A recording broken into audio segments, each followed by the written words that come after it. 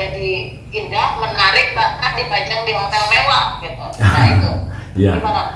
Jadi begini sebenarnya, kalau seni rupa itu penelitian soal rupa. Oh gaya, aku lagi cari kata yang apa ya yang gampang, tapi ya kan begini ya. Wah, kita harus jadi gini, waktu itu memang aku salah satu programku juga bareng sama hotel tersebut, kita bicara tentang zero plastic waste ya. Jadi aku memang sejak sudah hampir 3 tahun yang lalu, jadi plastik aqua, jadi menyebut merek ya, plastik inilah minuman air kemasan gitu ya. AMDK, air minum dalam kemasan. Iya, jadi itu aku tertarik nih.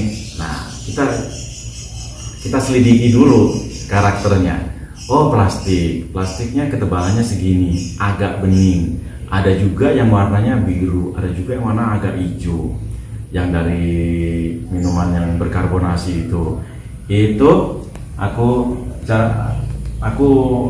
guntingin misalkan gitu. Nah, karakternya aku pelajari. Yang paling gampang bahwa dia itu bisa leleh, tapi leleh itu kan ada 2 macam, dibakar atau dipanasi. Kalau dibakar dia akan agak gosong, kalau dipanasi dengan jarak tertentu mungkin dia akan berubah tekstur. Kalau agak dekat dia akan meleleh. Kalau dia diguntingin kecil-kecil, digabung, jadi penuh dengan percobaan. Makanya begini, kita nggak bisa bicara rupa tapi ngonsep aja terus. Yang ada hanya bayangan, gue tuh pengen ini, Aprita pengen iya, pengen aja, tapi kan nggak pernah dicoba. Makanya oh ini kayaknya bisa leleh, tapi kan dengan derajat tertentu seperti apa? Lelehnya sampai terlalu leleh atau hanya cukup panas yang berubah tekstur, berubah karakter. Nah itu yang kemudian aku jadikan katalog rupa. Kalau orang punya kamus kosakata, aku bikin kosa rupa. Ini kalau dipanasin dalam 2 menit seperti ini. Ini kalau dipanasin 3 menit gini dan lain-lain. Ini kalau saat 2 menit tapi jarak 2 cm, 2 menit jarak 5 cm, 2 menit jarak 10 cm. Ini kan beda-beda.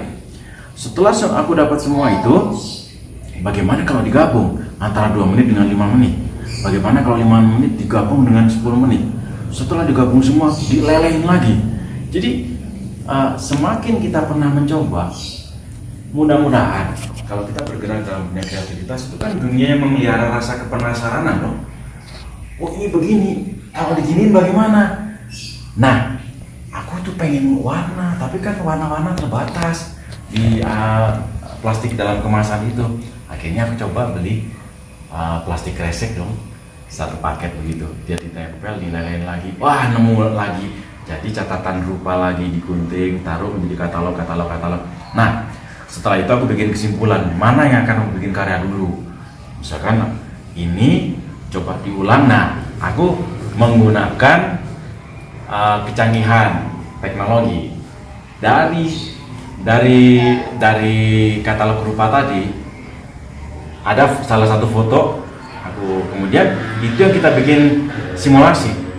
Kemudian kita foto sebuah ruangan, kita foto sebuah ruang publik, kita foto sebuah halaman.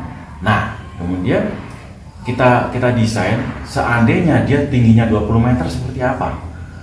Kemudian ada orang-orang bergerak-gerak di sekitar situ.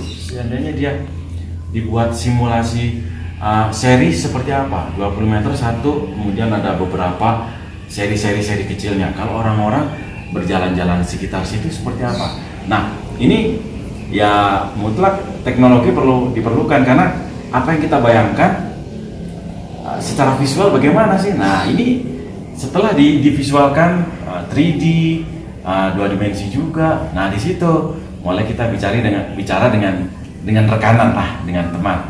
Ini aku maunya gini, ini aku maunya gini. Karena gini loh, kita berhadapan dengan teman yang tidak dalam ilmu yang sama, itu harus dibantu perumpaannya. Jadi apa yang kita omongin itu harus dibantu visualisasinya. Nah ini udah teknologi kan sudah semakin bagus ya. Jadi Iya.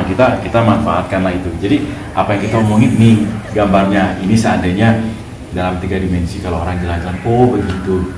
Nah itu jadi balik lagi kepada masalah plastik tadi ya kita harus coba. Kemudian kita simulasikan, kita punya katalog kamus rupa tentang plastik itu. Jadi sekarang ini ya aku masih punya banyak program pengembangan dari itu.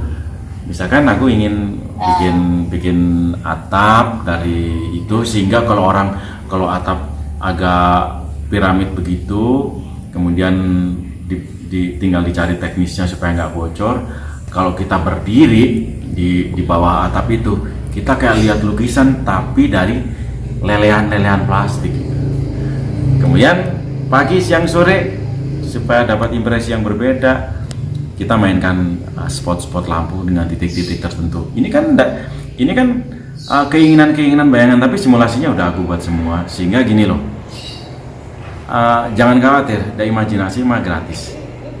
Cuman imajinasi tetap harus tetap dikejar imajinasi itu. Kalau enggak, ya aku orang teh yang iya, tapi nah mana tuh dikejar dengan cara ya diwujudkan gitu, sehingga oh gini. Jadi istilahnya lebih kurangnya kita bisa tahu gitu loh.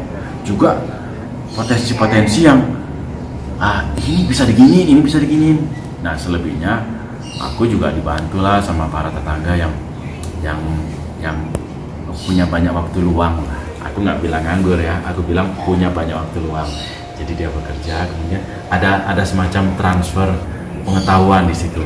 Oh begini sekarang untuk beberapa orang ya aku sudah tidak terlalu banyak ngomong, kerjain aja dia udah tahu. Begitu. Udah tahu maunya ya. Keren tuh.